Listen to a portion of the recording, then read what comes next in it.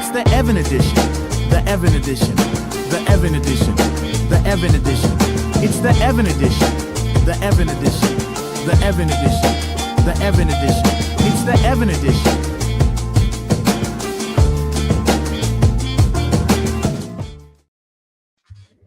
Welcome back to the Evan edition, where we talk movies, TV, comics, pop culture, and everything in between.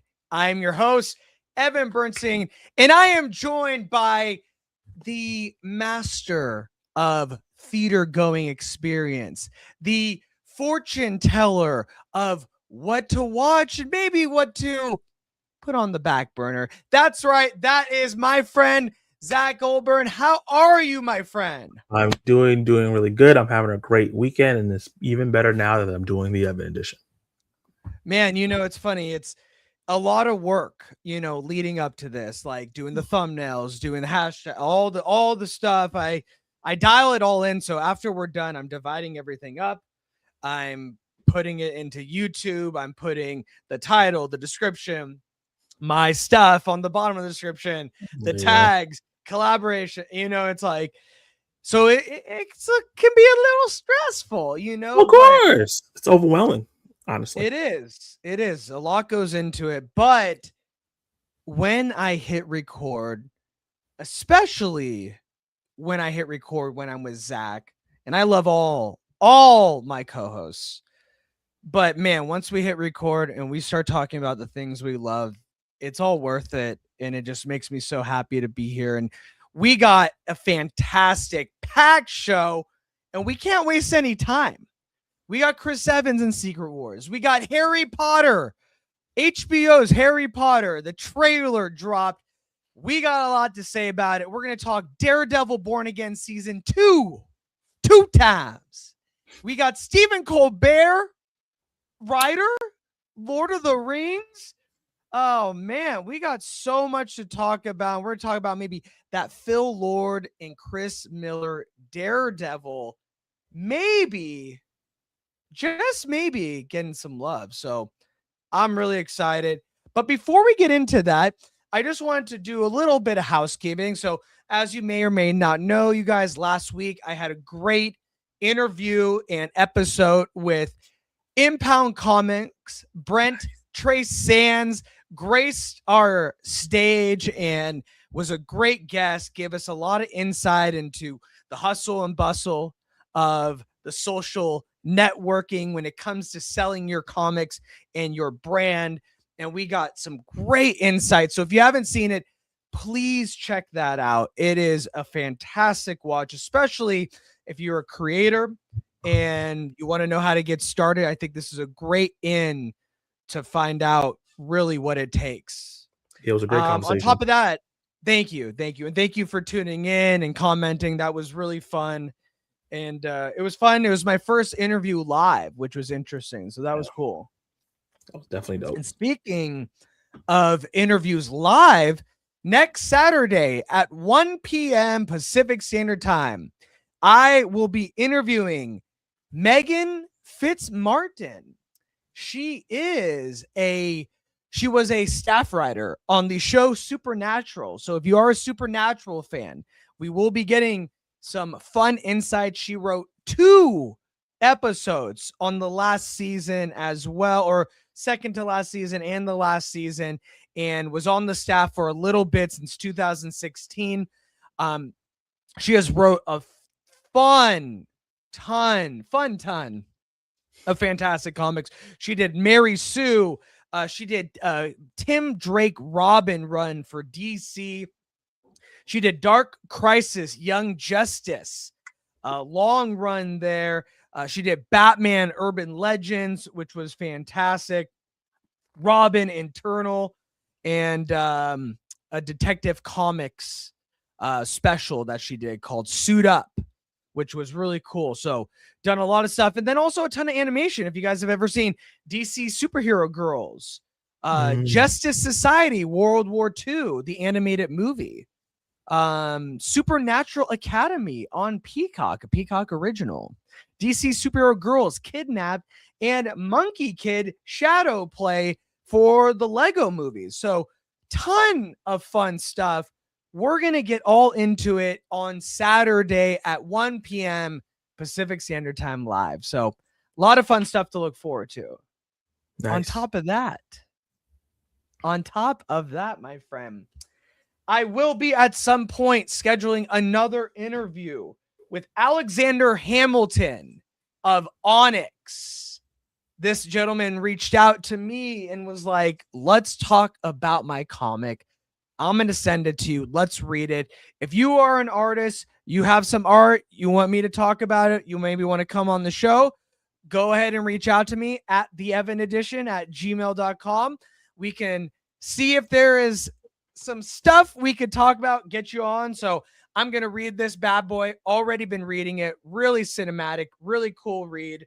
And we're going to get Alexander Hamilton on here to talk more. So a lot of fun stuff, right? A lot Big of fun time. stuff. Big time. Big time. But we got a full slate. We got to jump into it. Zach, please start us off, my friend, with our first topic. Yes. So for the first topic, a lot of people were talking about Dune and Spider-Man and all these different things, but Avengers Doomsday is coming, and it's coming in hot. We got these small trailers that came out last year to the beginning of this year, and one of them revealed that Chris Evans will be returning as Steve Rogers. But now, seemingly, coming from comicbook.com, there's more rumors and more information coming out that he might not just be Steve Rogers, he's returning as Captain America himself. What could potentially be a huge spoiler, as the character's fate in upcoming films are set to reboot the entire timeline of the MCU, and with Secret Wars said to be the biggest MCU film to date, one that will define the superhero genre, and that's no small reveal. So how exactly did Chris Evans spill the beans? Because I'm surprised he did that. I'm surprised Kevin Feige didn't snipe him. It was revealed in audio that shared to Instagram from user Comicsy, where the actor stated, "I can't give secrets. I can't. What can I give you, though? I can tell you that I start work on the next one in a couple months. I can tell you that. Considering that Steve Rogers seems to always find his way back to the franchise, it's not entirely surprising that he'll be in Doomsday and return for Secret Wars," which, personally, I wish he didn't say that, because that's kind of a spoiler, but, you know, I like it happens. Yeah.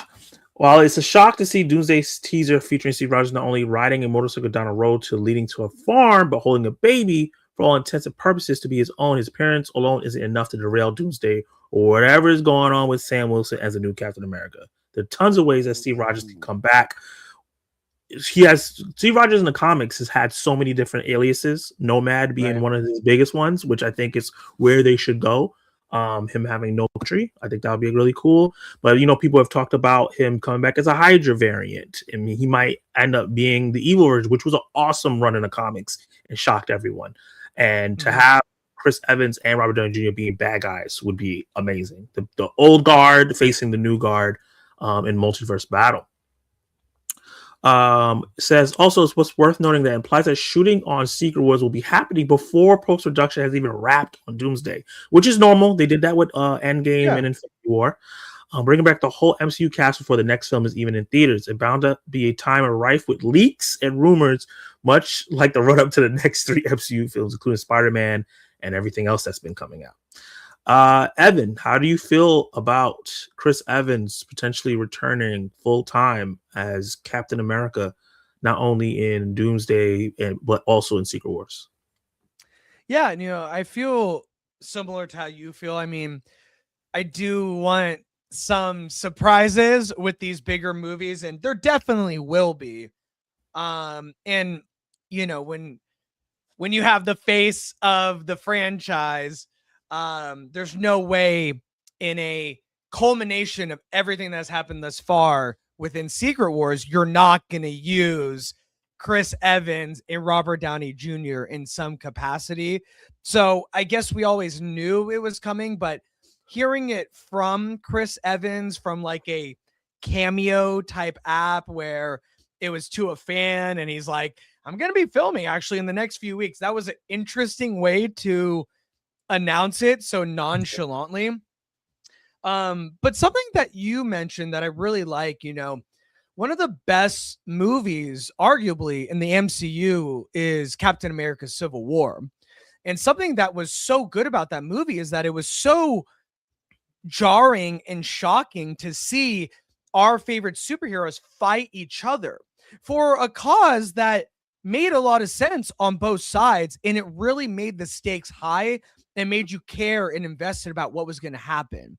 So if you can do the same thing for Secret Wars and have our old heroes become the villains against our new heroes, and have those ties to the faces of the heroes that we loved from the OG MCU, it gives the movie of Secret Wars so much more stakes, so much more investment from the fans. And I think if it is going in that direction, we are in for a real big treat.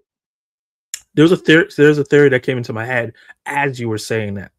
Chris Evans returning as co-Captain America, let's say, in this new version. Working with Sam Wilson. Yeah, because that happens in the comics. They both are like, we're both Captain America. They usually don't deal with the same areas anyway, so that they could work. Right. But you know, I was talking about the surprise factor. What would be the surprise is, let's say, our version of Chris Evans, Captain America, Steve Rogers gets killed by the Hydra version. Let's say it's a multiverse variant that kills him, and that version leads into Secret Wars. That would be cool. It would add to, you talk about the stakes and the reasons and stuff like that. That would add the stakes even higher, right? Like, our versions of characters are gone. We won't be bringing them back, but now we have these evil versions that the new characters have to take down. I think that'd be great. Yeah, that'd be so great if it's like some epic scene and Steve is back and he's like, Avengers, and then behind him it's like Captain Hydra ready to go, and it's like, whoa. And he's like, Avengers, hail Hydra. Can you imagine if they ended a movie like that? People would lose their minds. That would be amazing. But let me ask you, the ending of Endgame with Steve Rogers, with Captain America, was very satisfying. It was a very beautiful ending to finally be a little bit selfish and stay in the past with Peggy and start a family and have some kind of happiness that he never really chose for himself because he always put everyone else first. Yep. Do you think if that happens, it ruins that ending that they had originally set up for our Captain America?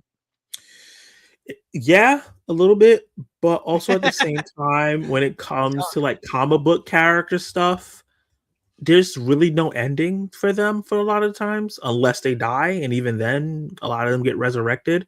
So, as a comic book fan, I'm okay with them. Like, he got his time to chill, right? Yeah, but it doesn't mean that he gets to chill for the rest of his life, because there's always going to be some type of big bad or something that's going to be too big where they're going to need heroes to come through. So I'm okay with him leaving that situation, even if my idea doesn't happen. Him going back after this is done and going back to Peggy. He pops out, he helps everybody. His life is almost in peril. He makes it out, and then he goes back, and he gets to still continue to have his happy ending. It's like, okay, I don't help you guys anymore. I'm Goku. I'm dead. Gohan and Goten and the rest of y'all, get it together. I'm not doing this no more. Yeah. No, I mean, all I know is that it's the writer of Endgame, Infinity War, Civil War, and Winter Soldier. I know it's not his other writing partner that they co-wrote those movies together, but he has lived and breathed these characters for so long. Yeah. And what does it always come down to? It's writing. And I feel like if anyone can do it, because you best believe this is a big juggling act. If you're going to mess with how great those first three phases were, bring out those characters or actors, you gotta land it, because you could not only screw up these coming Avengers movies, you could inadvertently screw up what came in the past. And that would be really bad. I don't think that will happen, I'm saying, but you best believe it is a huge undertaking, and they got some work to do. So everyone is betting against the MCU right now. people don't think Doomsday is gonna do well, which is insane to me. Really? So I'm hearing yeah, good like things about it. listening to a lot of people, they feel like because of Dune, because of the diminishing returns of the MCU recently, they feel like Doomsday is a chance that people just might be checked out because they haven't been watching the Mhm. movies, they're not invested in the shows. They feel like it might be a nostalgia grab, bringing back Rob Downey Jr. and Chris Evans. So there's a possibility. I do think once they drop that first teaser, like the full real teaser, all these worries and everything will just be gone because look at Spider-Man Brand New Day. A lot of people were like, oh my God, where's the trailer? And then now it's the highest viewed trailer of all time. And It everybody's was like, oh, amazing. yay. It was Spider-Man. incredible. Yeah. Yeah. So One trailer, you're right, can turned everything around. quiet a whole haters, all the haters. You know, like one trailer can quiet the whole haters. I'm gonna call them whole haters instead of high haters. All right. So let us know what you guys think, though. What do you think about Chris Evans in a cameo type role or cameo type app or whatever it is, letting a fan know he's shooting Secret Wars in a couple weeks?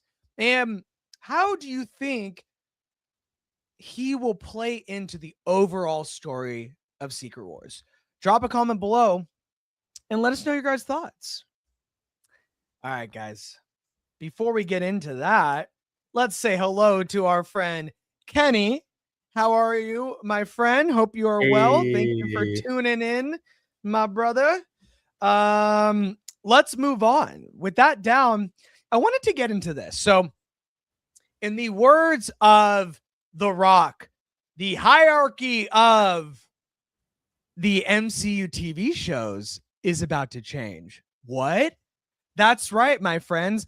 Last Tuesday, Daredevil Born Again season 2 times dropped and blew most people away. That's right. The reviews have been out for a little bit, but the fans have all got to finally see the first episode drop. And let's just say it is overwhelmingly positive. This comes to us from RottenTomatoes.com. They say The Man Without Fear returns in season 2 of Born Again. In the first reviews of the series, new episodes on Disney Plus are very positive. We have Charlie Cox reprising his role as the titular Marvel superhero and is reunited with his boyfriend, Mayor Wilson Fisk, aka Kingpin. Most say the action-packed new season is an improvement over the first. But not everyone agrees that it might be better or on par with the Netflix series. At least some people are saying that. Let's take a look and see what people are saying. I'm going to share my screen.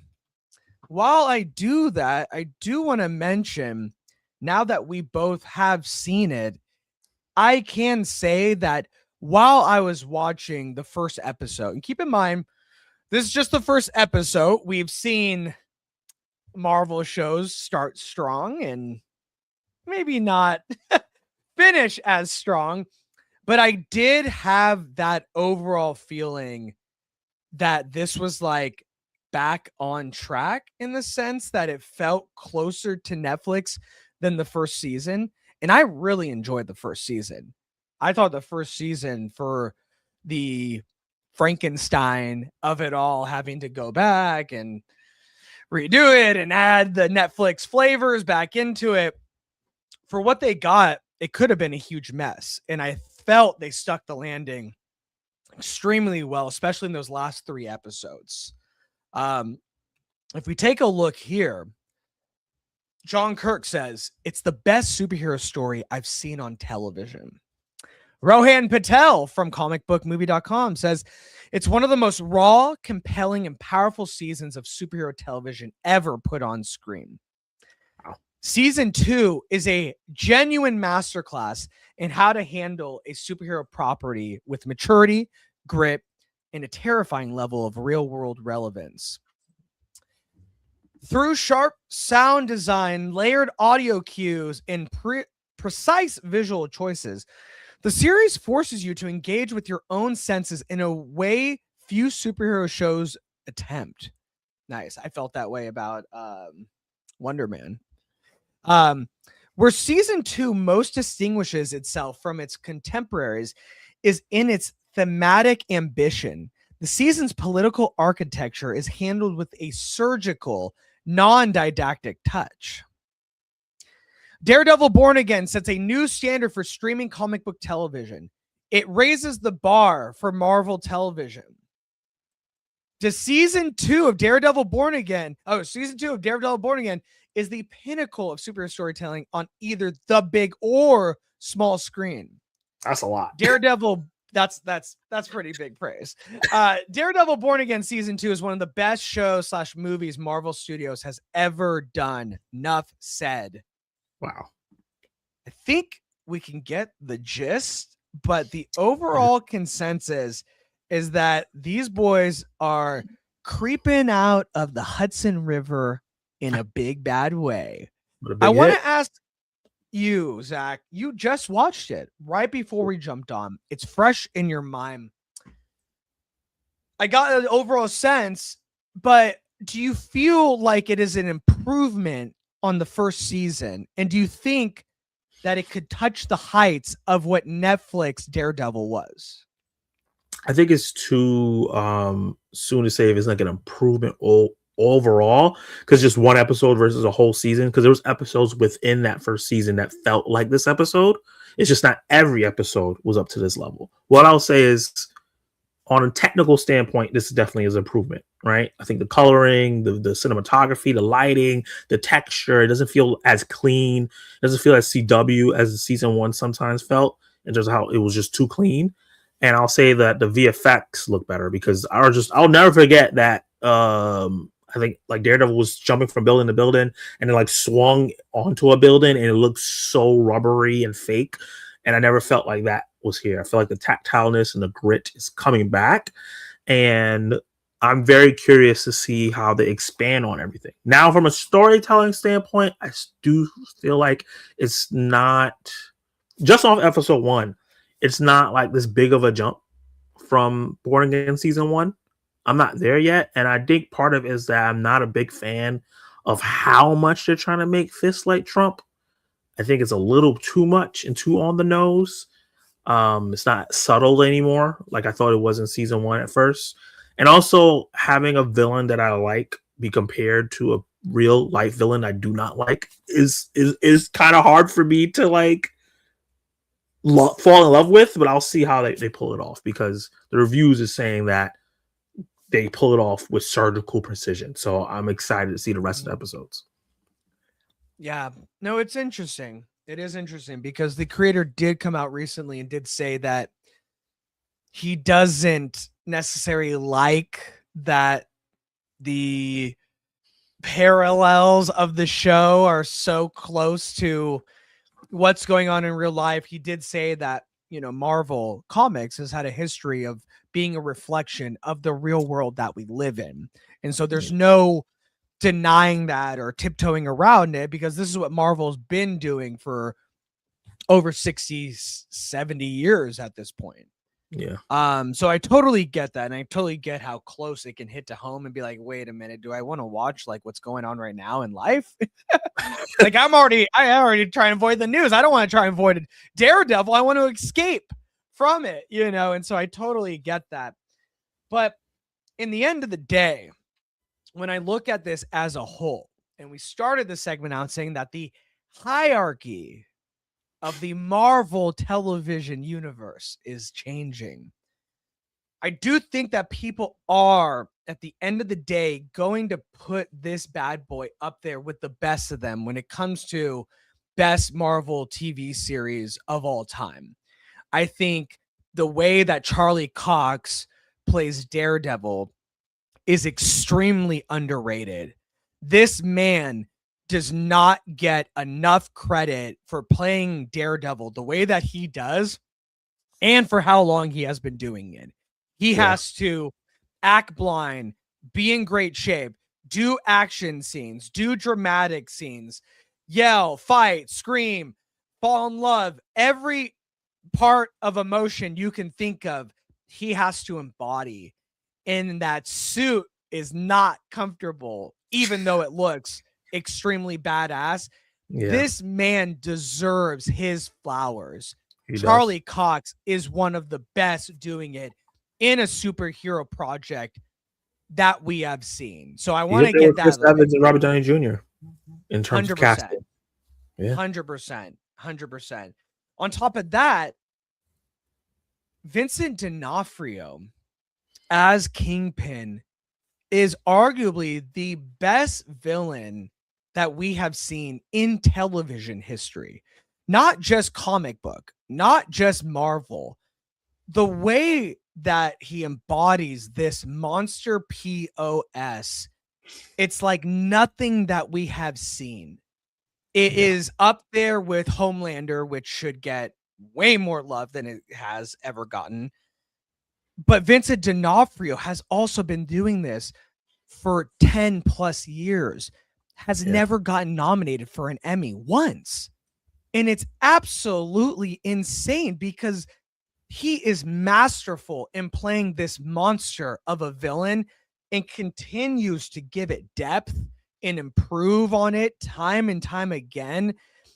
And so just the actors alone, the two leads, if you will, their shoulders hurt because they carry the show like nobody's business. And that's not to say that the supporting cast isn't great, because in my opinion, I'm going to throw back to you in a second. In my opinion, I feel like we are in for the makings of a great on-screen villain when it comes to Bullseye.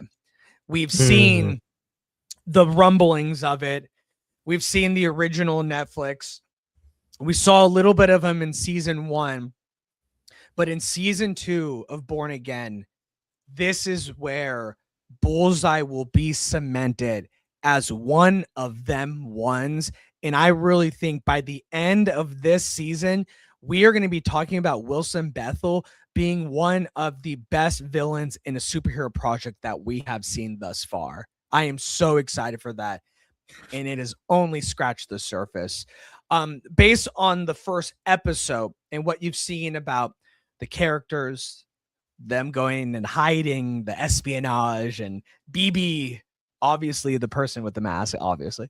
How do you feel just story-wise, how episode 1 went? And does it make you excited about what's coming next? I think that a lot of the side characters were a little bit more interesting this so far. I think the lawyer characters, I was like, I don't care about any of these people. Where's Karen and Foggy? But I was really excited to see them kind of like stand up against the pushback that they're getting, and kind of be on Matt's side, even though one of them don't even know Matt's Daredevil. And I still think that's a mistake. I feel like she should know. She shouldn't be the only one out of the circle. And it's just interesting to see all the political stuff that's going on every section. And Matthew Lillard comes in and he's chewing up the scenery and he's doing a great job. And like, usually people are really scared of Fisk. He doesn't seem scared at all.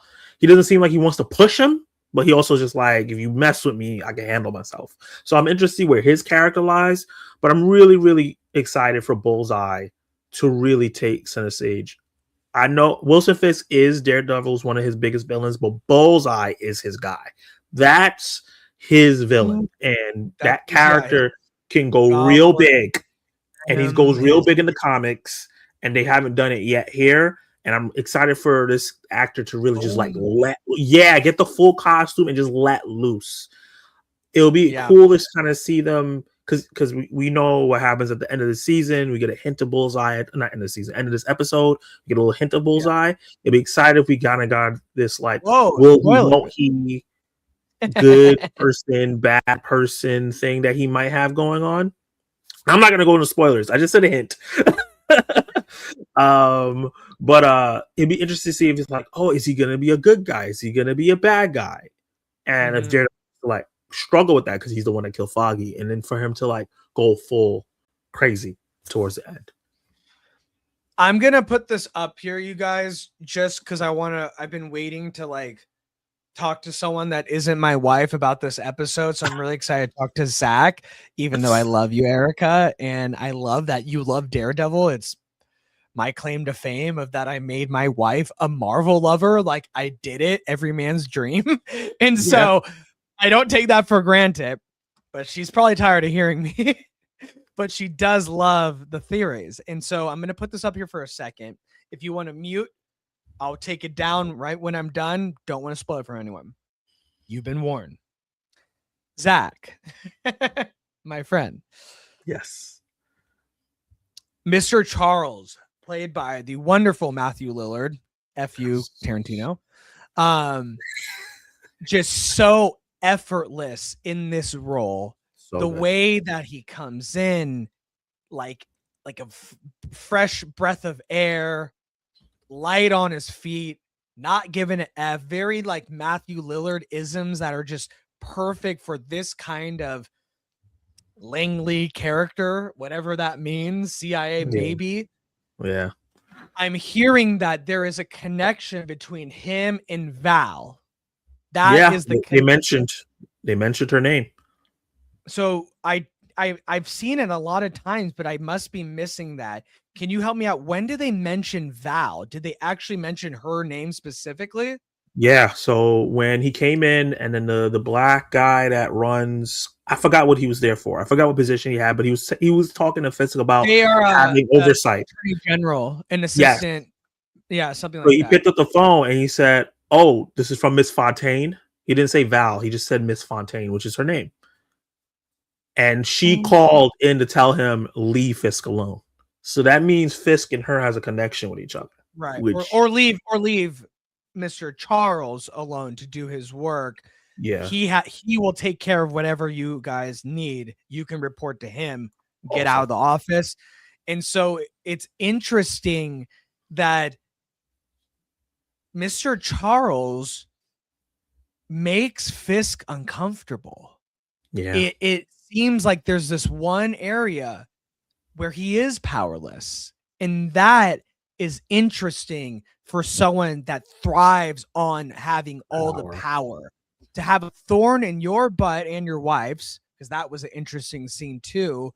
Yeah. That makes Fisk, the power-hungry monster, uncomfortable, and always realize you're not on the top. You are on top of a certain area, but you still report to other people. Do not forget that. And that is a really cool thing to see, to put Wilson Fisk on his back heels. I love that they added that aspect of it. What do you think about I'm gonna mouse Dario, the writer? How do you think his writing is in this first episode? Oh, in terms of, you mean like just a story or just dialogue? Yeah, dialogue and just flow of the strength of the script. You know, like I just thought the structure of the episode was good because it did so much in so little of time. Did you get that? Yeah, it was a lot packed in. I do think the BB thing kind of disrupt the flow a lot. Oh, you don't like that? I'm not a huge fan of this. Funny, like they got the token black dude in like the pink sweater. Like Fisk is great. I love him. It's like, what? In New York? It was weird, right? It was weird. It was like, and then the black couple calling them animals. I was like, what? In New York? I was like, it just didn't. That made no sense to me. But I get what they're going for. I like, see what they're saying though. It's the dog whistles. It's the people being not realizing, oh, it feels safe right now, but they're under like a authoritarian thing. Yeah, like I get what they're going for, but the people they chose to do the message was weird. But it was weird. It was weird. The BB thing, and then like the funny like person with the Fisk mask. That stuff kind of like felt a Mr. little Robot. goofy. Yeah, compared to the rest. So yeah, like you were saying, the Daredevil Netflix feel is definitely there in parts when that's not happening, but when you inject that, it does feel like season one a little bit. Okay. In terms of that. But I definitely enjoyed the writing. I think the dialogue is much better in this season. I'm gonna take this down. I'm just hoping every episode is not jam-packed with so many different people, because I feel like you said, Charlie Cox is amazing, but I don't feel like we got to see Charlie Cox act a lot in this one. And I feel like we didn't get to see Vincent D'Onofrio act a lot in this one because so many other characters have to get touched on, Right.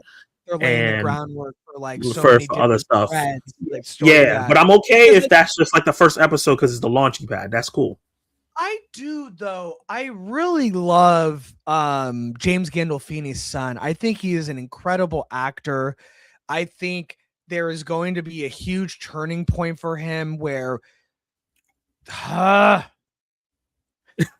just feel like there's going to be a moment where he finds out that BB is also the Fisk mask, and it'll be very reminiscent of Fisk killing her Mm-hmm. uncle, Mm-hmm. Ben Urich, in Yeah. the original series. And this will be his turning point to being like Fisk Jr. when he kills her. And that will Or be if he an chooses not incredible. to. And he has to grapple with like who he is in this. Yeah. That but that's what you're saying, and I'm saying is that he is a great little ingredient in this tapestry of the Oh story yeah. that they're telling. He feels like a There's baby so much Fisk in a way, but without exactly. the trauma. Like he doesn't have the trauma. He's just a lost soul looking up to the wrong person, and Yeah, he that is wants very that interesting. father figure that's something to look up to, and you're going towards the wrong thing. And he's so deep that he might not be able to get out. Very, very Oh yeah. similar to, but he's darker. He has a dark side. I was gonna say it's very similar to Vic in Penguin a little bit, but Yeah, yeah, definitely. Vic was a good dude Yeah, this who grew up. guy. This guy is shady and Yeah, fake. Like yeah, you could tell he's like at the party, like lying to her, like, oh, like no, like Fisk got me the apartment, but no money went towards. It's like, bro, stop lying. come And on. and We BB know. knows that, and that's why she's keeping her enemies close. Mhm. And that is a very smart thing, but it's also a very dangerous thing. And that's what I'm really excited to see is how close she gets to the line, because we see that she and Karen are working together, Yeah, and the person on the inside usually gets the brunt of being axed. yeah, And that is a very cool story thread that I'm interested in following based on the very small breadcrumbs that they laid in the first episode. So I and thought that and was really in season 1 too. I feel like as soon as they yeah, made her his niece, they set up her arc to have the possibility to be in danger to die because she seems like she really 100%. wants to get that revenge. And then she has this friend who she's not realizing is growing to be similar to the guy she wants revenge against. And it could be a Yeah, situation where, yeah, he might find out. It might be a situation where they have to decide: do we kill each other? And maybe she does what Fisk does, and then she has to grapple with that. Like, am I like him now? Because maybe she kills him. There's so many ways they can go with that if they yeah. execute it properly. How did you feel about the therapist and what they're doing with her? Loved it a lot more. I loved it a lot more. Sorry, guys. I loved it. I Just loved keep it a it up lot for the more. rest of the Daredevil talk. I know we're gonna end soon because we got so much more. But I love that you brought that up because she was really annoying me in the first one. I thought she was a useless, annoying character. My wife hated her every Oh, time she wow. was on screen. She was like, "I hate this bee. I'm gonna kill her." No, she didn't say that, but she's like, "I'm gonna fist crush her head." No, and that was gruesome in the first season. That was wild. We didn't even get to really talk about the first season. I wasn't sure if you were watching it when it was Yeah, coming out. I wasn't sure if I'm really happy that you did because I know you got a lot on your list of shows. So that's really great. But this season, what they're doing with her is very interesting. How she's going down this villainous rabbit hole based on her trauma from the impact from Muse and grouping all vigilantes together, whether a hero or a villain, it's all the same to her. And she is taking them down, lying on her reports about swordsmen, seeing Muse pop up, and the camera starts tilting this way, and it's like very eerie, like in your throat, in yeah, your chest. And I thought this is how you do it. This is making her interesting. I still don't like her, but that means the actress is doing great. A good job. Yeah. But I And felt that way. one thing I want to Did you feel that say, way? one thing I'll say, so I didn't hate her in the first season because they did the thing of where the hero is getting his black eyes and bruises and disappearing and not explaining to his love interest what's going on. So I felt like her responses made sense because, like, in a regular situation, if someone's doing that, you break up with them. But for us who know what Matt's going through, we're like, shut up, leave him alone. But the stuff with Fisk annoyed me. Like there's so much history. You know, this is a bad person, and you're like, well, patient confidentiality. You know, it's like, bro. Well, the fact that he became mayor shows that a lot of people feel like it might be hearsay, and it does feed into the Trump comparison. He has a ton of history. He still got voted president twice, so it feeds into that real world dilemma or like, they're trying to do. But yeah, what they're doing here, because I'm not sure if this character is a comic book character, this therapist. I'm wondering if I don't think she is. Let me look it up while you're talking. Yeah, because I feel like it would be interesting if she ends up becoming the second muse, because there is a second muse in the comics. There's a muse and there's Muse 2. So it'd be interesting if she gets like driven to the point where she becomes the thing that scared her, and to protect herself from all the vigilantes. And she's not a therapist in the comics. She was actually a wealthy socialite and heiress to Glenn Industries. Okay, and she goes all the way back to 1975's Daredevil number 126. Okay. She was they can still have that though. They can still, just because she's a therapist, she can still be a heir to sure. Something. She became a love interest for Matt Murdock, a major love interest. Even worked as a secretary at the law firm of Murdock and Nelson. Her life took a dark turn after the Purple Man manipulated her father into committing crimes, leading to Maxwell's suicide in prison. That's pretty cool. And we're getting Jessica Jones in this season, so. Ooh, there's a lot you can do with this character. That's what I'm saying. Like the breadcrumbs are there. So that makes me really excited. We could talk all day about Daredevil. I am really excited. I do think this has potential to be back on par with Netflix in a big bad way. But we have to see. And what I'm hearing, and on Tuesday we get 2 episodes, which I'm really excited. But I'm hearing at the halfway point of episode 3, it takes off and doesn't let up till the end of the season, and it is back in a big bad way. So I'm feeling that, but now we need to see it. So let us know what you guys think. Did you see the first episode of Born Again season 2? Did you get those feelings that we're back on track to get the Netflix style that we've wanted and we love? Or do you think there's a little bit that remains to be seen and we need to get more of a sample size? Drop a comment below and let us know your guys' thoughts. All right, guys. With that down, let's go! And what I mean by that is, let's go! Harry Potter and the Philosopher's Stone is coming to HBO in a big bad way. And we just got our first trailer this past week. And it is now the most watched HBO or HBO Max trailer of all time. Not surprised. This comes to us from Deadline. They say the trailer for the Harry Potter and the Philosopher's Stone has got 277 million organic, non-paid views across platforms in its first 48 hours. Becoming the most watched trailer in HBO's history. The series, based on Who Shall Not Be Named fantasy book series, is set to debut Christmas 2026 on HBO and stream on HBO Max. We got our first look of Dominic McLaughlin as Harry Potter, Arabella Stanton as Hermione Granger, and Alistair Stout as our new Ron Weasley. Harry Potter and the Philosopher's Stone follows Harry Potter on his 11th birthday and is the origin story, if you will, and the introduction to the world of Hogwarts. And we got to see our first look at all it has to offer. My first impressions were, it was terrible. No, I'm just kidding.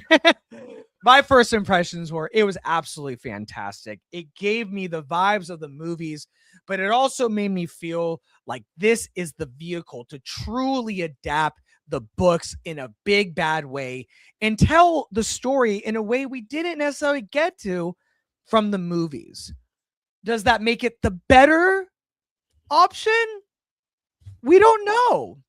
But we should leave our judgments at the door because this is the people behind Succession who know how to write, and this is HBO. And I saw a lot of people complaining online with the first look of Harry Potter, and you saw the behind Quidditch outfit. And then I said, you know what? Wait till the trailer drops because this is HBO, and you never count out HBO. And then the trailer dropped, and people were like, my interest is peaked a little bit. I'll give it that. Well, it seems like it piqued most people's interest because this bad boy was watched so many times. Zach, I've talked enough. I want to know, how did you feel about watching this trailer? Yeah, it gave me a real cool magical feel that only Harry Potter has. I think that all the kids look great.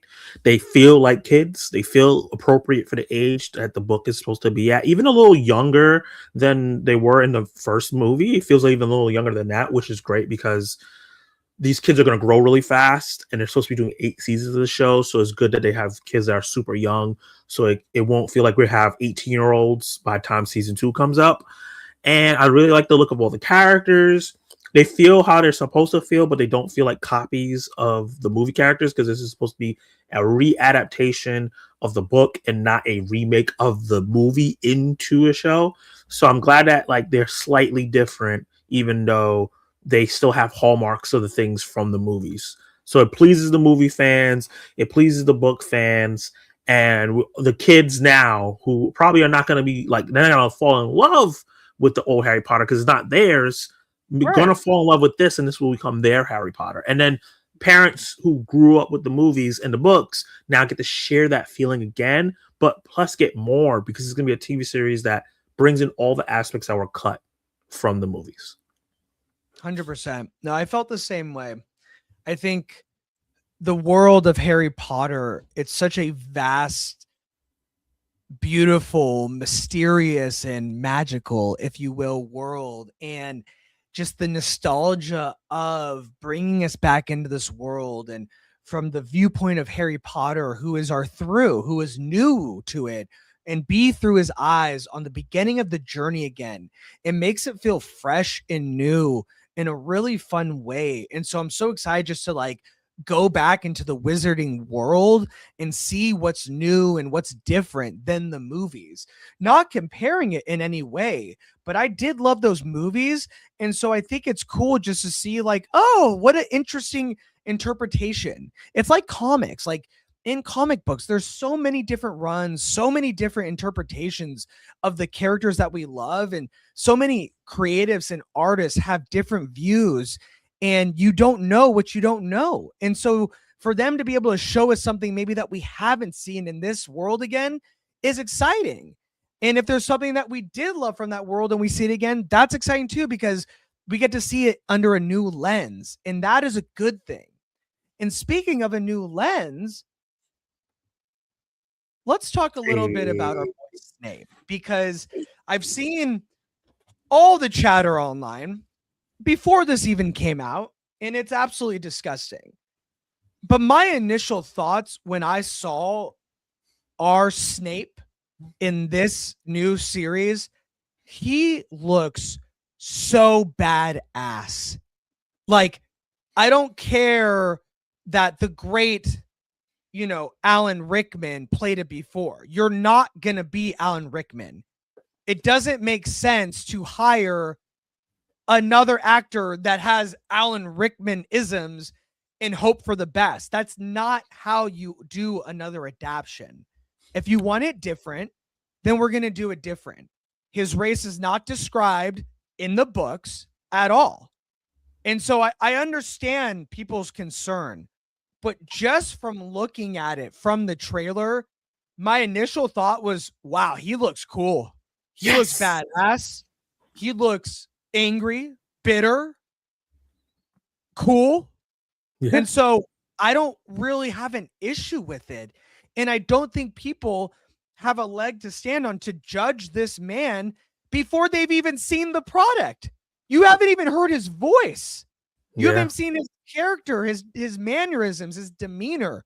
All that makes Snape, not the color of his skin. And so just seeing him here, I'm like, let's go. He looks sick. What was your initial reaction to seeing Snape in the trailer? You already know I'm always rooting for everybody black. You know what I mean? But I was really excited because this actor is a really good actor. And a lot of people were hating on him before we got the trailer, right? He talked about in an interview recently, he got death threats. So many of them. Extra security on site. Yeah, because people were crazy. I think he looks great. I like that he doesn't look like he's trying to do an Alan Rickman, like you said, reinterpretation. I love that they did go with the locks to make it look like that kind of bob hair that Snape has. This is some of the best locks that I've seen fake locks that I've seen in a movie in a long time. Because a lot of times when you see fake locks in movies and shows, you're the locksmith, brother. Locksmith. They look horrible, right? And these look good. It looks like it was almost he locked his actual hair. So I like that.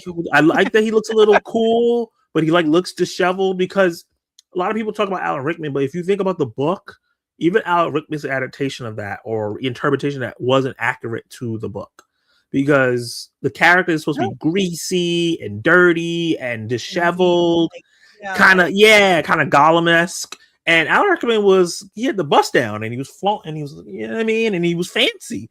So he was a boss. Yeah. He was a boss. So it's cool, his shirt's not on fully properly, his stance. He still has a very judgmental look, which is perfect because Snape is a very judgmental character.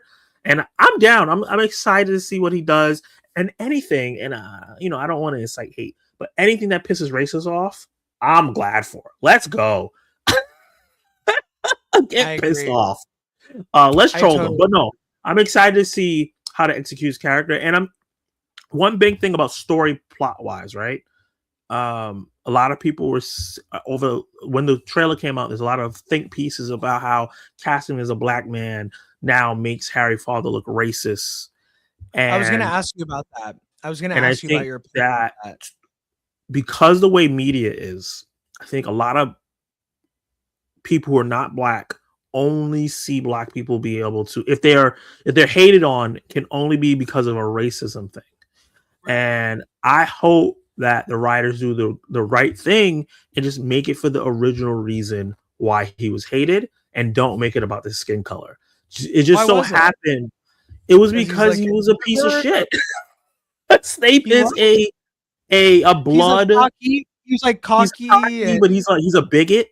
He doesn't like Muggles, and he doesn't like mixing with Muggles. Like he's like that, and Harry's dad was a bully, though. Like his regardless, dad, but the thing is, within the book, were like, everyone, but in the books, everyone did this. Like, everyone got pants. Like he basically got pantsed by Harry's dad. Like it was everyone was like hazing in school. Yeah, so it wasn't like hazing the freshmen, like kind of thing. Like it wasn't like he just did it to Snape. Everyone was doing it to each other, and they showed it that's the way to show it. Don't make it seem like they just pinpointed Snape. They were hazing the rookies. Snape took it personally, got into it with him, and now they are at each other because they don't like each other, but they like the same girl. Yeah, and I just go with that. That had nothing to do with racism, right? That whole thing I just said. It's just the same thing that we've seen in tons of shows before, where two people are fighting for a woman or status or something, and become rivals because of it. And let's say you watch like a Smallville, they haze Tom Welling's Clark Kent. They remember they He put him was on the Scarecrow post, you know, and everybody was like, so iconic vision of him on yeah, the Scarecrow post yes, with the kryptonite necklace. Oh my Hank, god! In the chef kiss. pilot, Chef's Kiss. But yeah, Jinx. I think that everybody needs to drop their think pieces. Wait till to see how the writers execute it. See how he acts. I'm really rooting for him to kill it. But from what I've seen him from before, I have a very good, strong idea that he's going to do a great job. And Yeah. I think the biggest part is that everyone's chemistry is great because you got individual performances, but if your chemistry is not great with Harry, then it doesn't really matter. So hopefully he has that great antagonistic uh chemistry with Harry where there's like a 100%. hint of like he actually cares about him in behind, because we find out later on in the movies that Snape did kind of care about Harry. But that he was actually looking out for him the whole time. And that so hopefully they find a way to play with that. Yeah. I think you have more time to tell that story in a show, which is why this story of Harry Potter lends so well to a long form storytelling series. Yeah. And that is something that I'm really excited for. On top of that, when it comes to chemistry, and we'll wrap up here pretty soon, these three kids look fantastic on screen. And by look, I mean their interactions together, their glances at the screen. It feels nostalgic. It doesn't feel like a copy of the original trio. It feels like the characters, not like cosplay. I don't like when people say that either, because cosplaying is not easy. It's insanely hard to do and pull off. And so I really think they embody who these characters are in such a good way just from the trailer. And at the end, when Ron asks him, "Are you really Harry Potter?" And he's like, you know, like with the lightning, it was like, oh, touch So my good. heart, bro. So Yeah. I just think we're in for such a big treat when it comes to these three young actors. I hope the fans can support them in their success and hold down the toxicity, because these kids are going to be with us for a very long time in these roles. Yeah. We're going to see them grow up in front of our eyes, and it's more on a show because you're with them a lot longer, year in and year out. This is going to be really special, and these kids feel like Harry, Ron, and Hermione, and I cannot wait to see their journey. I'm so excited for that. Yeah, and they're filming like 2 seasons at a time, which is I think is a smart idea, because At least these first two, right? At least they've greenlit and they already are in the process of doing season 2, which I think is a smart idea, because we've seen what happened to like One Piece and Avatar: Last Airbender, where they don't do it back to back. Yeah, and then you go to the next season and now Aang looks like an 18-year-old. Yeah, chest hair, and stuff. It's crazy. So like, I like that they're doing that. It's gonna feel like more natural progression through the seasons. So when you get to season 3, they will look older, but not crazy older. Rolling with the homies. All right. Let us know what you guys think. Did you see the Harry Potter first trailer, and did it take any interest and bump it up? Or are you still holding on to those movies and you need to let go?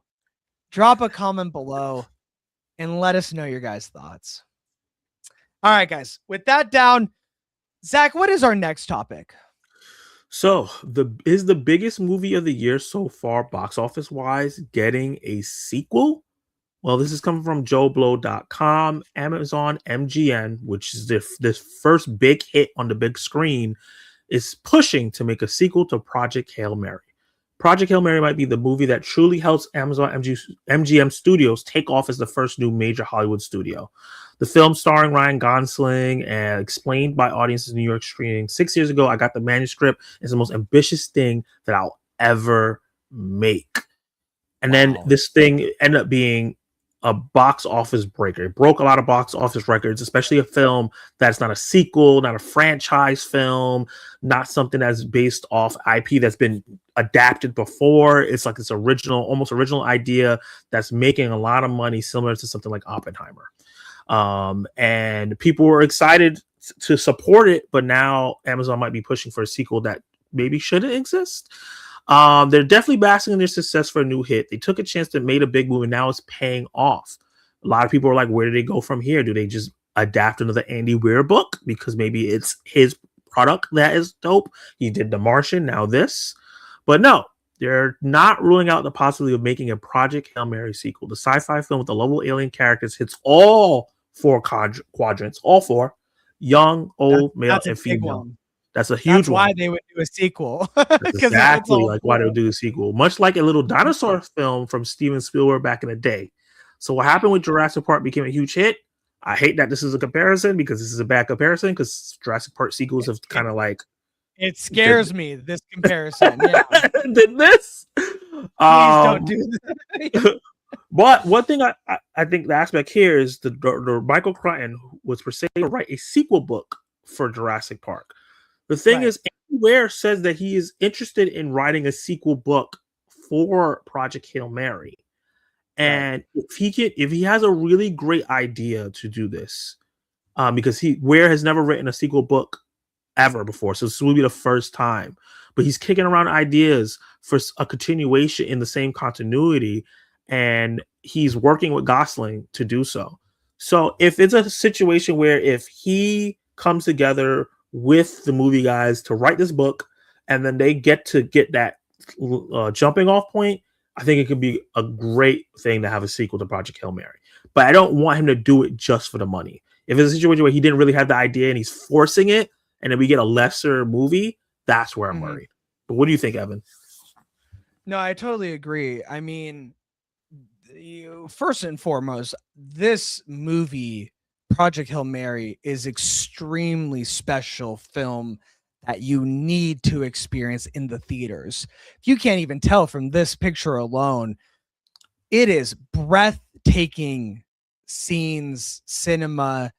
It is absolutely beautiful to watch. But other than that, the story itself is just so heartwarming, and it'll make your heart smile more than most movies that you'll see. And I thoroughly enjoyed it. I'm going to be talking about it on Movies and Us pod. I'm going to be talking about it. Yeah, I'm going to be talking about it. And so I'm really excited. And I think a sequel could be an interesting thing. One, like you said, if Andy Weir writes the book and then they adapt that, that would be great because it would be a long time before we would get a sequel. We're talking about 5+ years. And then on top of that, we're talking about a fantastic writer in the sci-fi genre who can spin gold, So I would love to see his idea of what a sequel could even be. So I'm all on board if it is Andy Weir writing the book first and then them adapting it. I think that is the best way to go. Yeah. On top of that, I think Ryan Gosling is really good in this movie. He's so endearing and an oddball and practical in the sense like he didn't want to go, but you rise to the occasion when you are a hero. That's what you do. You might not be prepared in the moment, but heroes rise to the occasion for the betterment of humanity. And that is a beautiful thing to see. And he accomplished that in spades. And I thought that was fantastic. And so to see him embody this character again and see him interact with Rocky and what the relationship is like and what our planet and Rocky's planet is like, and if we've worked together or if we need to go on a mission together because something else happened, or maybe they need to save someone else's planet from what they learned in the first one. I don't know, but I think there is a lot you could do there that doesn't take away from the first one, but still pushes their relationship forward and our connection with their planet forward as well, because we were in the same boat and we possibly got out of the same boat. And so I think there is a cool way in, but I need to leave that to Andy Weir because he's the man to do it. And if it's not him, then I would say don't do it at all. What do you I think think? the first movie dealt a lot with isolation, and because of that, fist my bump. Um, Amaze. we hate Mark.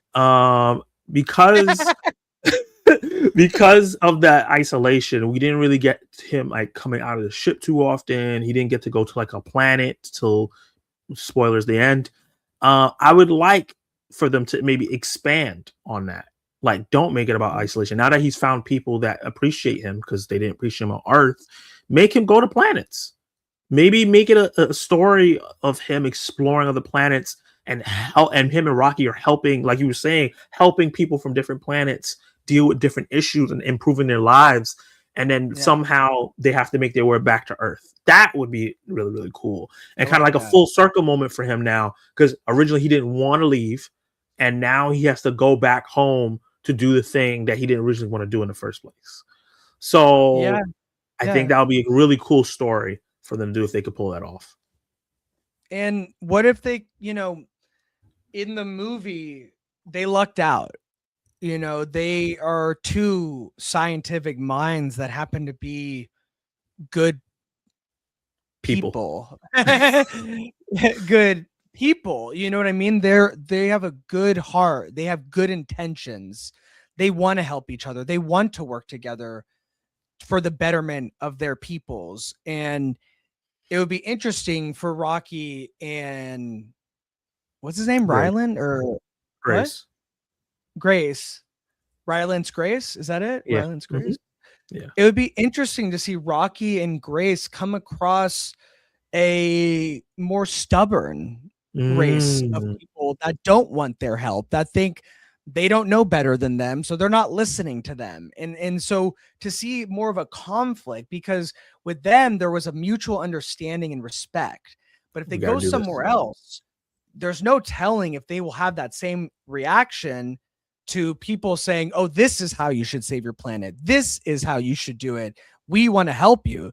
There are some people that it could rub them the wrong way, and They were like, no, we'll just pray.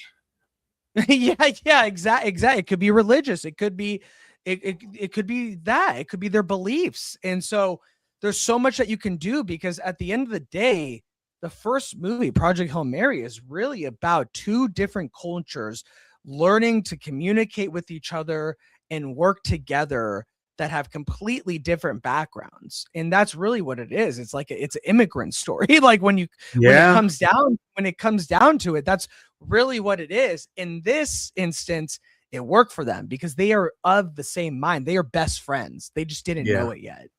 And if you come across people that aren't and don't want to be best friends, but you know how to save them if they give you a chance, that is really interesting. And that could be really cool for a sequel to Project Hail Mary. Yeah, I think both of those ideas could be. We're talking about a trilogy here now at this point. Yeah, not a Jurassic Park trilogy though. Don't do no. And Don't do that. You need Phil Lord and Chris Miller. By the way, I know I said with Andy Weir, but you need Phil and them Chris come back to shepherd this. If it's going to be an epic trilogy, which it has the potential, it really does, and it could be one of those trilogies where it's not every year. Back when we were younger, there were several years between movies where you're a little bit older, a little bit wiser, lived a little bit more, and the new movie will hit you in a different way, and that is cool. So I think honestly, this conversation with you convinced me that there is potential for a sequel, because before we started the segment, I was like, I don't know if they should touch it. But after us digging into it, it actually gave me hope that there could be something there. And Andy and Phil and Chris are the people to do it. Yeah, I agree. As long as they're still on the team to do it. And I would say Amy Pascal, people don't really give her credit because she gets a lot of crap for the Spider-Man stuff, but she does a really great job of producing films outside of Spider-Man. She's the Spider-Verse movies. Yeah, but before the Spider-Verse movie kicked off, people were coming at her from them leak emails. Yeah. She got it. Yeah. She got axed. She's doing fine though. She's doing great. Okay. Awesome. Well, let us know what you guys think. Are you Have you seen Project Hail Mary? And if so, do you think there could be a sequel? The writer wants to do it. Amazon wants to do it. Do you want to do it? Call Amazon. Tell them. All right, guys. With that down, let's get into this. Because we talked about Amy Pascal. We talked about Phil and Chris. And we talked about the Spider-Verse. But what we didn't talk about is The Flash. The Flash movie came out a couple years ago now. We're a couple years removed. And for better or worse, the DCU has moved on into a new space with a new Superman and new stories to come. But one of those stories that we were wondering, is it too soon? Is The Flash. That's right, my friends. But could there be a director or directors that have a Flash story in mind that could be something special and remove maybe the bad taste in some people's mouths about the Ezra Miller Flash? This comes to us from Yahoo.com. They say, Yahoo! Spider-Verse filmmakers Phil Lord and Chris Miller, Project Hail Mary filmmakers, were attached to DC's The Flash all the way back in 2015, developing their own plans for the film. Even though they wound up departing the project, they've still got their treatment in their back pocket in hopes that they'll be able to make it someday. Miller said on Happy, Sad, and Confused, great podcast, we had a very elaborate treatment. He started to elaborate, said it was pretty different from the film that actually came to fruition. It's a good idea, and I'm afraid to not be able to use someday. Lord explains when asked what the plot would have been. He says, that's all I can say. Miller added, we like the stuff. We get intrigued by stuff that's intriguing. Really tiptoeing around it, boys. Lord and Miller wound up departing The Flash in part to work on Lucasfilm's Solo, a Star Wars story, which they also were not able to complete, unfortunately, after being fired and replaced by Ron Howard. Solo eventually landed with something of a thud, but it's entirely likely that might have happened regardless. Who knows? As well known as DC is for, moving forward with The Flash, all the issues that happen with, writers Christina Hodson and John Francis Daley, as well as director Andy Muschietti coming in after other directors fell off, Ezra Miller having all his issues, choking out someone, a lot of stuff that is not the best way to sell a movie. And despite having Michael Keaton's Batman back in it, looking all sorts of badass, it really landed poorly, critically, and commercially, and lost a lot of money. But with DC mastermind James Gunn behind the helm and Peter Safran right next to his side, it could be that they announce plans for The Flash soon, as he is one of the major DC characters. And it might be time for old James Gunn to pick up the phone and call Lord and Miller, because these boys know how to write and they know how to make something different while also touching that heart. And that is something that The Flash truly embodies. And there's a lot more story and a lot more heart to mine. Could these be the two to do it? Only time will tell. Zach, what do you think about Phil and Chris saying that they're hopeful that they have a very elaborate Flash movie that they hope to make someday? And what do you think are the possibilities that James Gunn gives them a call and says, let's see the script and let's hear them out? I think it's a high possibility because of Project Hail Mary. The fact that it's doing so well, and Flash has its darker elements to it, but at the end of the day, Flash is more hopeful, and people are calling for Project Hail Mary like Hope Core. kind of film, and I feel like Flash needs to be like that. This character going through these I love scientific I love these that. scientific things. Yeah, you know what I'm saying? Like Flash has a lot of science in it, right? And I think that they found a way to make the science digestible in a way that everyone was able to enjoy it, because in the book it's a little bit more detailed. And I think the Flash has a lot of things in there that they can adapt and do well with. I'm really excited for them to bring their sensibilities, their humor. If any character deserves humor, it's the Flash. He's a jokester type character, a little bit like Peter Parker in a way. In that aspect, it's either them or the guys that directed Game Night. Those are the two groups of guys that I've been wanting to. That is who was supposed to write the original Flash. Yeah, Yeah. I want them to either come back and do it because they're great, or They did Dungeons have and these two Dragons. do it, or have them direct and have those guys write. That also would be amazing.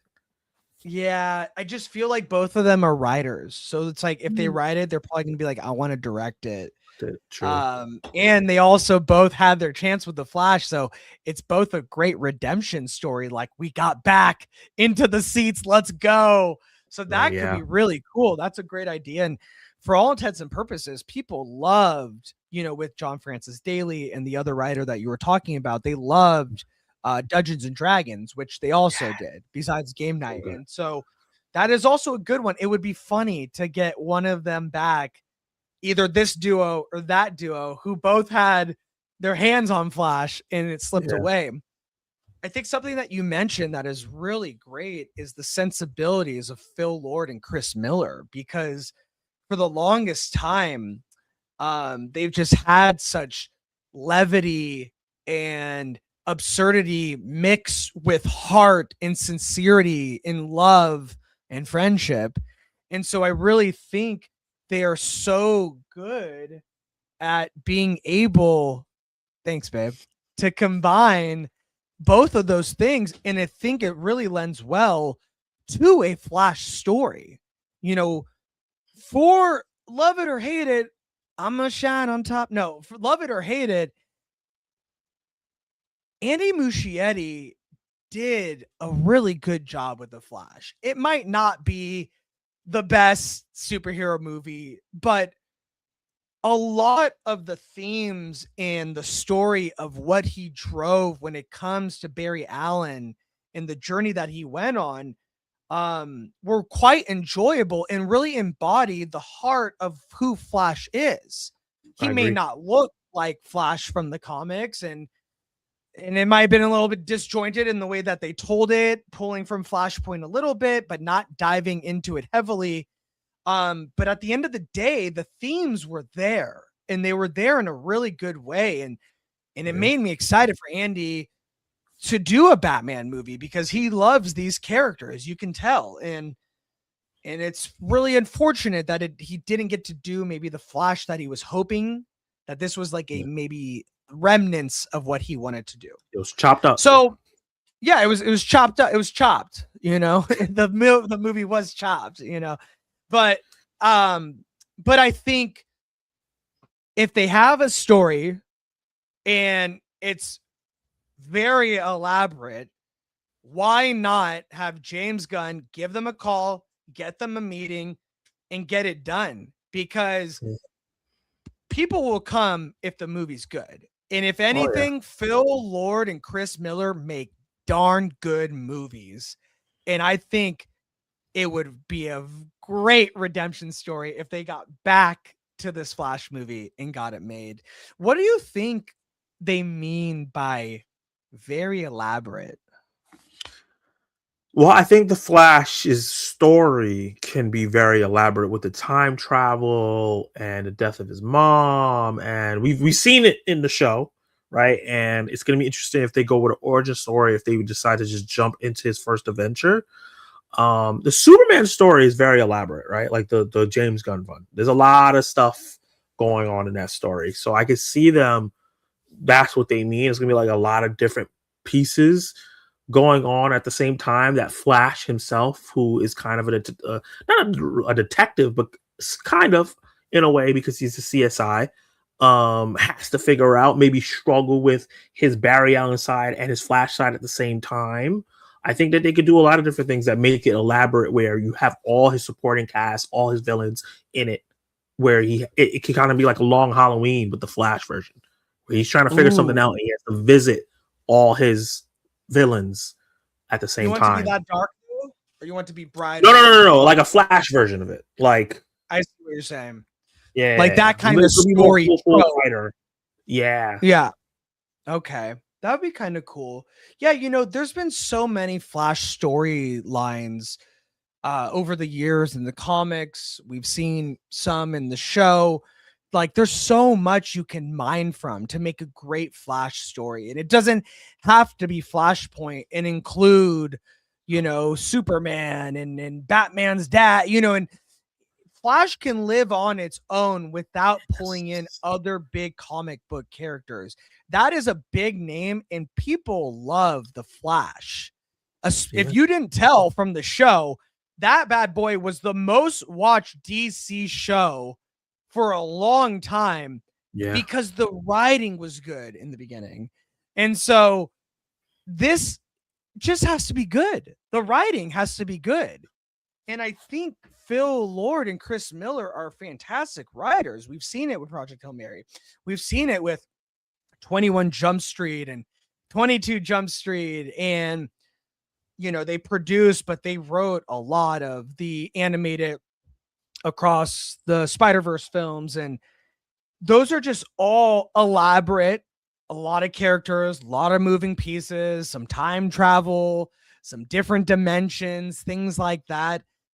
But the way that they handle it, it doesn't make it seem like it's too much for the audience to take in. They really write it in a way that's like very digestible and takes you on this journey that doesn't seem too much, but just brings you in and keeps you there and keeps you interested. And I think that's what these writers do so well. And that's what the Flash needs. So here's hoping. Yeah, and my last point I gotta say is that I think DC characters can handle a movie on their own more than Marvel characters can, because the way DC has built out their worlds, a lot of these characters can be a franchise on their own. Like, you could do Green Lantern, and that's all you do, right? You don't even have to do the other DC characters, because there's so much lore and characters. Every character could have its own saga, its own story. Yeah. And it all ties into each other, and these big stakes, and all of it never even touches Superman, right? Like, you don't have to. But when it does happen, it's cool. Same thing with Batman with the Bat family, and Flash with his family, and all Wonder Woman and the Greek gods. Like, you can literally have Wonder Woman never come to Earth. She can just fight against the Greek gods. There's so much you can. So you need people who want to do elaborate stories and utilize not only all the aspects of the powers, but all the supporting cast. The DC heroes have some of the best supporting casts in comic book history. And they might be more consistent than Marvel, because other than Spider-Man and maybe the X-Men, the other characters supporting cast are not as prominent as the DC ones are. A lot of people know who the cops are in DC stories because they're such big part of the story, or the paper man who runs the paper, or this and that, and the businessman or whatever, because they're so integral to everything. So yeah, I really want to see people to be able to make a Flash story. Don't have to have Superman, Batman, or any of them in there, and just focus on his world, because it's enough. Yeah, at least not yet, because not yet. I will say, one of my favorite relationships from the DCEU is Batman and Barry Allen. Yeah. I thought that was really done well. It was funny at times. It was heartfelt. It felt like big brother, little brother, that, Barry didn't have his dad because he was in jail and needed like that father figure, big brother to look up to. And it felt like Ben Affleck's Bruce Wayne really took him under his wing and like cared about him, and they had these funny moments together. And so, say whatever you will about those movies, but I thought Barry Allen's relationship with Bruce Wayne and Batman was really strong. And so not in his first movie, but down the road, I do want to see connections like that again, because that Oh, yeah. is what makes the cinematic universe great. But that can wait after you establish these characters and their worlds that they live in. But it was something that I really enjoyed about from the DCEU. I agree. I think a Batman who lost their parents and knows what that's like to Right. come to undertake and be that kind of big brother. Like I never had a little brother. You never had a big brother. I'm a lot older than you. I'm probably around the age because that Bruce Wayne's probably closer to the age of Barry's father than he was closer to Yeah, a Barry. little bit. Probably, yeah. Probably a little bit younger, but yeah, around there. Yeah. Around there. So it was like I can kind of be that Way more pseudo Jack. brother father figure. Yeah, so I think that relationship was really good, and I think they could do it again because it seems like this Batman in the DCU is going to be older because there's going to be a Nightwing around apparently, and he's going to have Damian, so he's probably getting older than Barry. If they even go with Barry, they might go with Wally. Who if they're going to go with Jon Stewart, they may skip Barry and go with Wally. He's the more popular Flash. He's very popular. Yeah. So let us. Oh, can you hear me? Yeah, you're good. You can hear me? Yeah, I still hear you. I hear you. Hear me? Yeah, I hear you. Can you hear me? Oh, I just said like I think Siri like popped up or something like that. But let us know what you guys think. Do you think that Phil Lord and Chris Miller are the right people to bring their original Flash idea into the DCU, and that James Gunn needs to pick up that phone? Or do you think maybe it should be someone else, someone fresh, someone new? Drop a comment below and let us know your guys' thoughts. All right, guys, we are almost out of here. We have one more topic, and this topic is quite interesting because it has to do with all the stuff we love. So, one of the most goated franchises in fantasy history is Nope, just kidding. It is Lord of the Rings. And those original trilogy movies are untouched and unmatched when it comes to epic fantasy movies in the theater. And they tried to replicate it with The Hobbit, stretch out one movie into 3. Didn't quite work as much. They tried to do it with an Amazon TV series. Didn't work as much. Maybe the second season was a bit better. But as we can see, since we moved away from the original Peter Jackson trilogy, it's been hard to adapt Tolkien's world. But it seems like they're trying to go back in the well again, because a sequel, that's right, a sequel, not the Hunt for Gollum prequel that is coming, but a sequel to the original Peter Jackson trilogy is coming. And you cannot believe who they got as the writer. That's right, my friends. Our boy, Stephen Colbert, is being reported that him and Peter Jackson are making a sequel to the original Lord of the Rings trilogy. This comes to us from USA Today. They say the comedian has announced a surprising new gig for after The Late Show ends in May. He's set to write a new film in the Lord of the Rings franchise with his son.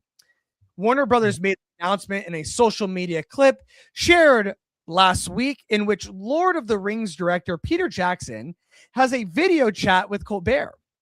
The comedian explained he came up with the idea for the movie after reading 6 early chapters in the Fellowship of the Ring that were not adapted in Peter Jackson's Rings movie trilogy. He said, I thought, oh, wait, maybe that could be its own story. That could fit into the larger story. He said, could we make something that was completely faithful to the books while also being completely faithful to the movies that you guys had already made? Colbert added that he developed the idea with his screenwriter son, Peter McGee, and pitched it to Jackson about 2 years ago.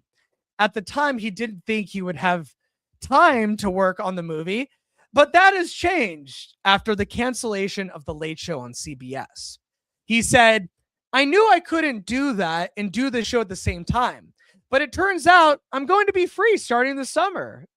He added, so if you'll excuse me, I've got to finish a television show and I've got to write a movie script, but I will see you all in the Shire. Colbert's film has a working title, The Lord of Rings, Shadow of the Past. And Colbert and McGee will write it with Philippa Boyens, who is the original writer of the original Lord of the Rings trilogy. The synopsis reads, 14 years after the passing of Frodo, Sam, Merry, and Pippin set out to retrace the first steps of their adventure. Meanwhile, Sam's daughter, Eleanor, has discovered a long-buried secret and is determined to uncover why the War of the Ring was very nearly lost before it began. So Colbert is a famously hardcore Lord of the Rings fan, as we know. He's discussed it for years. He even made a cameo in 2013's prequel, The Hobbit. He was just a kid racing forward and photographing and posing next to the statues and props. He was a huge Uber fan, Peter Jackson recalls, when he was on the set. And so the question remains, can a super fan write a sequel to one of the most iconic fantasy trilogies of all time? When you heard this news, Zach, what did you think about them doing a sequel to the iconic trilogy, which I'm not sure if you like? And then also, what do you think about Stephen Colbert being the person to help write and shepherd the script? So I have to start off by saying, because he's about to get me slandered, He I hasn't do seen it. like the original trilogy. Okay. I just forgot what say it was. certain things to troll the diehards because sometimes they can get really toxic about Okay. how they feel about the movies. But I do like those movies a lot. They're I love diehard. the first one the most. I really, really enjoyed my time with that one. Return of the I King? was like, huh? You didn't mess with Return of the King? That's my second favorite. I think it's Fellowship, Return, and then Two Towers. That's pretty common. I've heard that order before too, actually. Yeah. With Stephen Colbert potentially writing crazy. a Lord of Even Rings, say it out loud. With his son, I don't even know what his son has written yet. I was like, what? And a lot of people talking about like he's like a Lord of the Rings aficionado. Like he's one of those guys that know it the most. Right. And that could be like a good thing if you're a consultant, but it could be a bad thing if you're a creative, because you want to make it so much like the thing that you love. And sometimes there are things in these books that are not adaptable.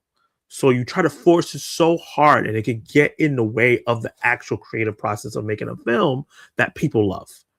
That was the one concern that I have. It's like a positive that he loves it so much, but it could be a negative when it comes to the final product. Right. Kind of like Filoni with Star Wars. Like sometimes when you're steeped in it too much, that isn't the right, for a fresh take, that might not be the right mindset that you need to get into it and make it special, not just make it a retread of what we've seen before. Yeah, and retread is another issue that I have. I think big thing I'm having, this feels like a lot like what's happened with Star Wars, where they keep going back to the same era, and it would be nice if they could kind of just move on and start a brand new story that is, inspired by the world of Tolkien, but create something new. Because how are they going to do this without de-aging? And and de-aging never looks good.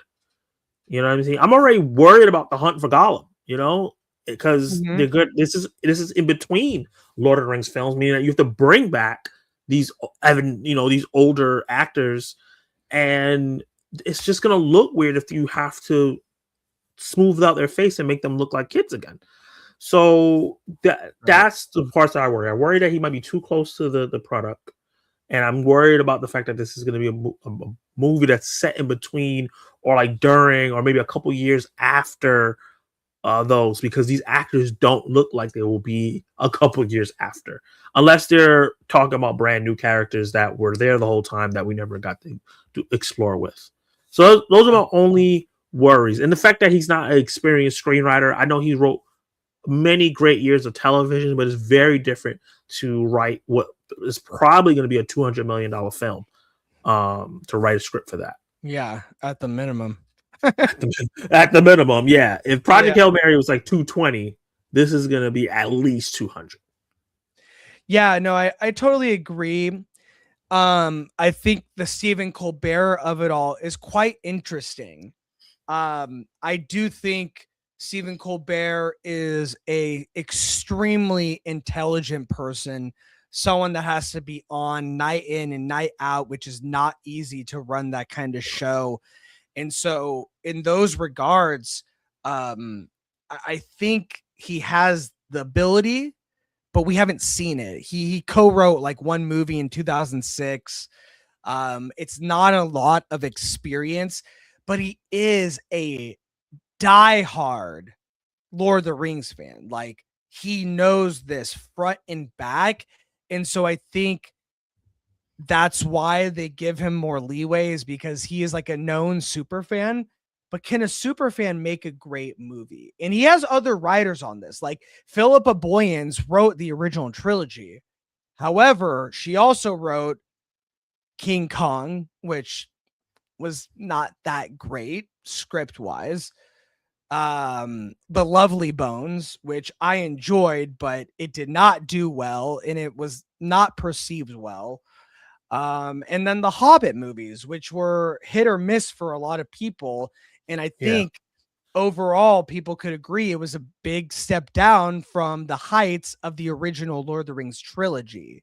So I don't know if having her on gives me faith that this time is going to be better than the last few that have happened. So it's quite interesting that they're so full steam ahead with this. I guess it's been in the work for a couple of years and he finally got the green light. So it's gone through the proper channels, but it remains to be seen. Now, if Lord of the Rings, The Hunt for Gollum comes out and it's like, wow, that was great, this is back on track, then people will be more on board for this and more hungry for this, because there is that natural bookend of connections. This is the prequel before the original trilogy, and then the other one is the bookend after the trilogy. So I think that would be really cool. But that means more is now riding on the Hunt for Gollum, because you already set it up in people's minds, well, there's going to be another one after this. So if this one isn't good, why would I be interested in the other one? So franchise you're kind momentum, of shooting yourself in the foot a little bit, and that could be very dangerous. Another question I have is they didn't really mention the director of the movie. They said Peter Jackson is overseeing the script, producing, yada, yada, yada, but they didn't mention who was actually directing it. And so it's like, is Andy Serkis going to be the director of this movie as well? What do you think? I think that's a possibility if Hunt for Gollum does well. Andy Serkis doesn't have a lot's writing. he doesn't have a great track record as a director yet. Venom. We have Venom. Yeah, I mean, so not to say he's not a good director, is just that maybe the projects he picked just people weren't interested in, right? Right. And I think that there's a possibility if Hunt for Gollum is a banger and he does a great job with it, and he's familiar with the universe as well, that he could just hop onto this. And maybe right now they're building connections between Hunt for Gollum and Shadow of the Past, purposely to make it so it's easy for him to jump from one to the other. So I think that would be a good job. Who's another big time director that can handle that scope? That's Lord not like, huh? I was like, Lord and Miller. But even them, they haven't handled the scope of what Lord of the Rings needs to be, right? They haven't had that yet. Or do we just give someone a chance that never did it before? That would be pretty cool. Because think like Nolan is someone that done it, but he's not going to do it. And Denis is no also way. someone that can do it, but he's not going to do it. No, you can't get those. That would be crazy. I think like what's his name? J.A. Bayona would be good. He did like the Lord of the Rings show. He did Jurassic World, Fallen Kingdom. He did A Monster Calls, which is fantastic. If you've never seen that, came out in 2016. So he's had dabbled in bigger stuff like Jurassic World. He did a little bit of the TV series. He did a Society of the Snow, which is a little bit more personal. Yeah, that movie was good. Yeah, that's what I'm saying. So he's had the big scope. He's had the smaller personal. So I think he could be a potential person to shepherd a big personal fantasy epic into the theaters. And we were just talking about the Dungeons and Dragons game night guys. I was thinking about them too. Yeah. And since they did Dungeons and Dragons, it's a possibility they could pull this off. They would just have to kind of rein in their comedy. Funny. Yeah. I was just going to say, they got to rein in a bit because Fellowship of the Ring was a more whimsical and had a little bit more humor than the other two. The other two got really dark. Though the first half of the first movie was really whimsical and jokey. So I can see maybe they'll be able to tie in a little bit of their comedy in this, but they would have to get pulled back. They can't turn because people will be like, "Oh, this is the MCU-fication of Lord of the Rings." You don't want to hear that. No, definitely not. And we also just don't make this new Lord of the Rings sequel a new trilogy. Just make one epic movie. That's all you need to focus on. Don't focus on, okay, and if this does well, we can start a new trilogy based off, the older Sam and Pip and whatever. Like, no, just make an epic final conclusion of these characters because it existed in the books. It was several chapters in the Fellowship of the Ring. And so it's not like they're just making up out of thin air. Yeah. So it's a great way to can have the nostalgia of the original trilogy, but also bookmark that stamp as a conclusion. That is a great way to do it. But as we know with these big studios, they want more. If it does well, we want more. Yeah. If it makes a Billy, we getting more. Yeah, if it makes a Billy, we getting more. But I think with this, like you said, original trilogy, like Star Wars, with this original Lord of the Rings trilogy, you cap it off with, what is it? Shadow of the Past. Empire? No, just kidding. Shadow of the Empire. Yeah, you cap it off with Shadow of the Past, and that's it. And that is the end of Peter Jackson's Lord of the Rings. And then don't do it for a while. Leave it on the show. Let Peter Jackson direct this. We didn't even talk about him directing the film. Just bring him back. Does he want to? I don't know. Probably not. I feel like he got pretty burnt out because even with The Hobbit, he wasn't supposed to do it. Guillermo del Toro was supposed to direct The Hobbit. And there was a scheduling issue or something like that. And so Guillermo had to back out and they were full steam ahead with the studio. So Peter Jackson had to go in there and ended up being the 3 movies of a director. And so I don't know if it burned him out from it. Because he wasn't like, and I'm directing it. It was more like, I'll be there to watch over. I'll supervise this. Yeah. And so it's like, I bet you they asked and he's still unsure, is what it feels like. Yeah. And so you feel like it's such a commitment. Yes. You want a person that's young, hungry, committed, not age-wise, but you know what I mean? That expression, young and hungry, like it's day in, day out. In Middle Earth, ready to go. And that takes a lot of work. Ooh. And Peter Jackson has given his time and done the work. I got an idea. Okay. Who's the guy who directs Mad Max Fury Road? Oh, my dad. No, George Hamilton. No, George. Is it Romero? No. That's the zombie movies. Yeah. I'm acting like I don't have Google. It's George Miller.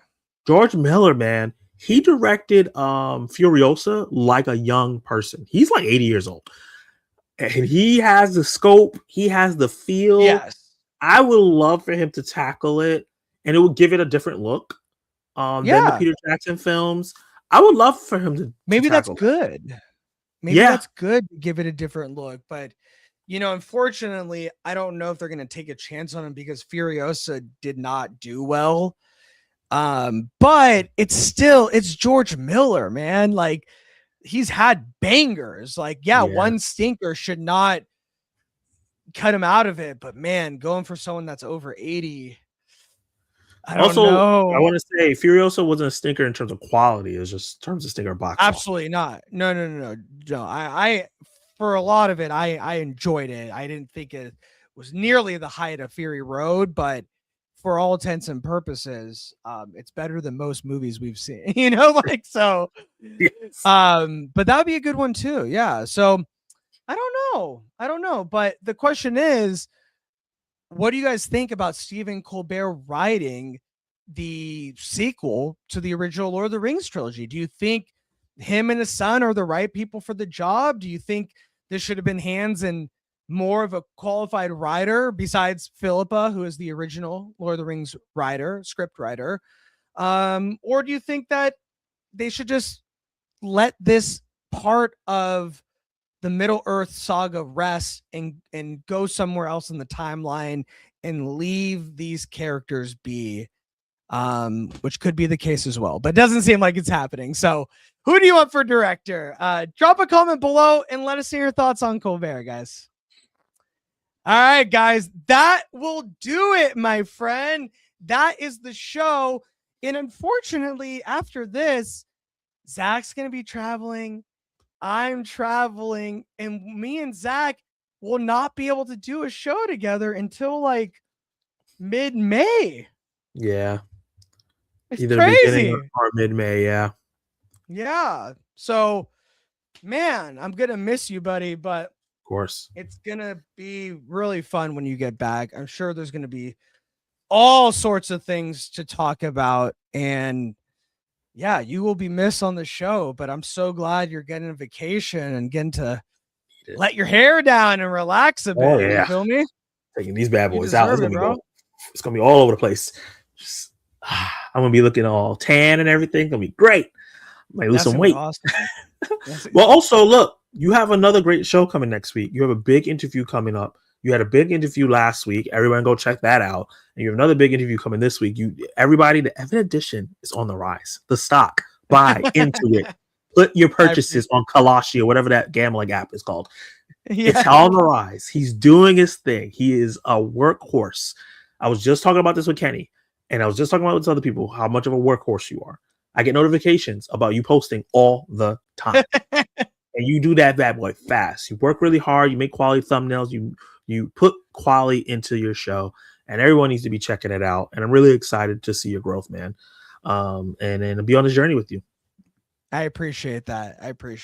And for a lot of it, I couldn't have done it without you. You are always such a welcome presence on this show, and it's just been so fun to geek out about this stuff and see our friendship grow outside of the show, and very honored to have you on here. And it's just so refreshing when you're here, and I can't wait to do it again. And we'll mix and match. We'll have you, me, and Kenny on, you, me, and Cece. We'll have some fun times.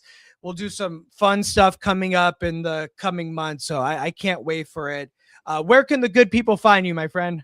Yeah, you can find me on YouTube, Instagram, TikTok, Threads at Zach Goulburn. Exactly what is right here. Goulbourne.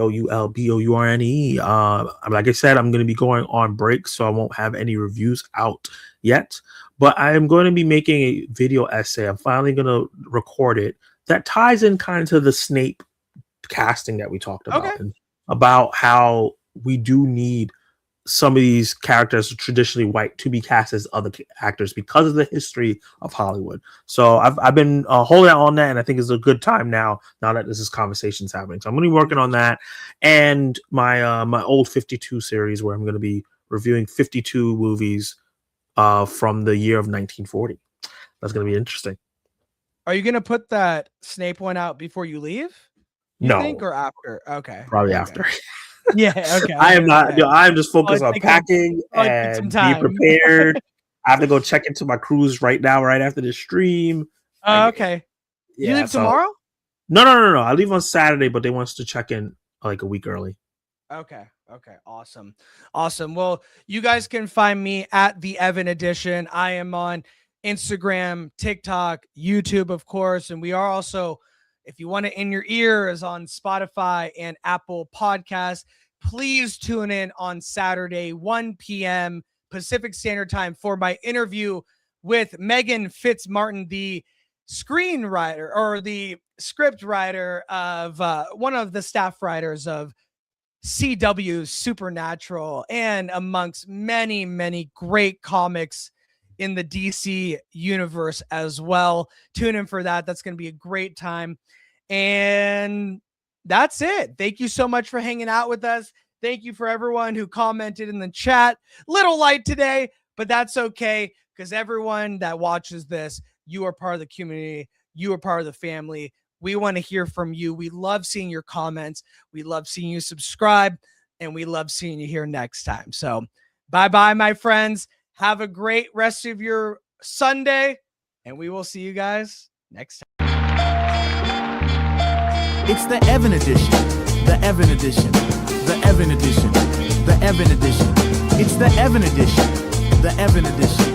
The Evan Edition. The Evan Edition. It's the Evan Edition.